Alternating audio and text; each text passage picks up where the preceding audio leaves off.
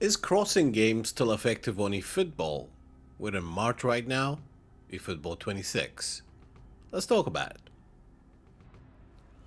I don't think crossing game is as consistent as it used to be. A couple of months ago, or 5 months ago, 6 months ago, it was that effective. You could literally use a GP striker.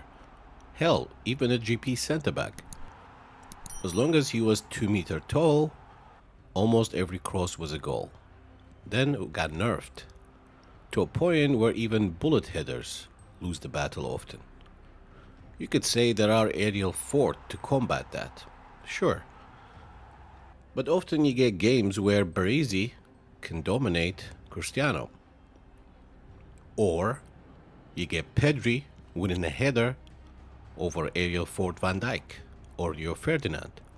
Now, of course, there are factors, stamina, positioning, I get all that. But you consistently see things beyond the logic of the facts of player stats and in-game elements. Sometime is minute 10, boom, Pedri owns Rio Ferdinand winning a header. Like Rio's just snoozing. Also, you got games, you do 3 crosses, you get a hat trick with the same player winning every header. Now again, when it comes to football, there are correct ways to do things and there are effective ways to do things. What I mean by that, instead of having Beckham on the wing wide making perfect crosses for a bullet header, you could be using Messi coming short in the box, do an L1 triangle. That's more effective. The correct way would be a traditional wide winger hitting crosses from distance. But often that is not too consistent, not as much as it used to be. And also there are factors, as I said. Regardless of the tactic and formation, the opponent that you face, some of them are clueless, they don't know how to mark. Some of them are very good to mark you. That's why we have some extreme crossing setups. You have a balanced one, you have extreme triple overload, but at the same time, in my opinion, crossing game it's not that consistent to be plan A. But also, against smart assist, if your opponent is using smart assist, his defenders will have incredible positioning, strength, and accuracy and everything. So I noticed against opponent who does use smart assist, crossing game, they block everything, especially the crosses, especially winning the aerial duels. It's like smart assist is just making everybody have phenomenal pass, long reach tackle, aerial fort, all that jazz. Most games, not every. I mean, the user skill matters. What I mean by that, if you enjoy a crossing game, then it has to be sort of a plan B option. For example, I always had a squad I call it duality. Often people right now, everybody's playing Capello punters, just punting a blind long balls. So I play position. And I have 2 plans. Either a crossing game with Beckham Figo fullback overlap and bullet headers, or plan B if my opponent scores first and defends deep, I got a bunch of blitz curlers to combat something that I face a lot. And again, most people hate cross spammers. I mean, you can be a traditional meta player that plays 4-2-1-3 without fullbacks, forcing that narrow attack in one-touch pass fiesta, and hate cross spamming. And I'm not even comparing this to real life football. In real life football, fullbacks plays a big part in the game. And most goals come from a cross.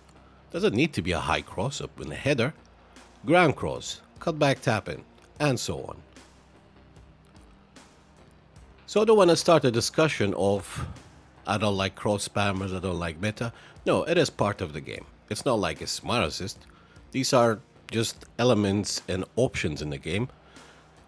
Yes, sometimes you may face a cross spammer, gets really annoying. But at the same time, the meta can be annoying. Long ball counter, 4-2-1-3, no fullbacks, defend with 5, attack with 4. No midfield, yet dominates the midfield. So there are so many things goes against the facts of what we care for in terms of player ability, formation, tactic, defense transition, attack transition, positioning. So in my opinion, at the moment I am trying it again, which is 18th of March today. Every match I played, I was consistent with crossing. But I use a triple overload, which I have on one side, I have two cross specialists with edge crossing and a fullback with edge crossing and three bullet headers. So the formation is something like 4-1-2-3 with two strikers, an attacking midfielder, a DMF. When I face decent, very good players, they know how to block crosses. They know how to close you down. Even if I have three players overloaded on one side, when they gain the ball back, they can see the disadvantage I have in defense transition. Because I got three players attacking on one side and I got two strikers and an attacking midfielder. So my point is, you might want to go a simple 4-4-2 maybe, more balanced. And often if you're trying to be more realistic, even though I don't want to compare eFootball to realism football, if you have crossers on both sides, it makes you less predictable and not easily marked. However, if you have crossers on both sides, you have to time your crossing, how much power you need. If I have Beckham crossing on the right and I have, let's say, edge crossing Yamin Yamal on the other side, then if Beckham's cross lands for Yamin Yamal, he's terrible for aerial duels. So often if you have crossers on both sides, you have to time it and you have to get the power correctly so the cross doesn't go for the short player on the other side. Because often for four at the back, if you have fullbacks attacking, maybe with position game, fullback is essential, it's worth the risk. Otherwise, you have attacking fullbacks, you're open. Most people do play long ball counter. So in my opinion, currently, crossing game right now in March 2026, and I'm not judging it based on a couple of days I've been trying to play a crossing game because I'm a big fan of David Beckham, and I try to play a kind of an accurate traditional crossing game in a sense. A wide winger hits the early cross, boom. Now also, crossing game, it doesn't mean always has to be high. Often you can use somebody like Cristiano or Kohler or Drogba to simply flick the header for a tap-in as well. So I don't see a lot of cross spammers though. I think if I play 10 games, maybe one of them. But also, you can have the best crossers and the best bullet headers. You will have games that you become so confused or not believe in anything in the game. I had games when my caller could not beat Barisi. I mean, once, twice, bad positioning, okay, but consistently was losing every battle. And I have these players trained perfectly just to win headers. I'm talking about 95 plus jump, physical, and heading. So long story short, in my opinion, currently crossing game can work if you're good and patient with it, taking advantage of overloading one side and switching, or having an overload of 3 to 4 players on one side. What's your opinion? How many of you guys do play a crossing game? Show me your setup, join our Discord, tag me on Twitter. Let's talk about it. Hope you find this type of videos useful.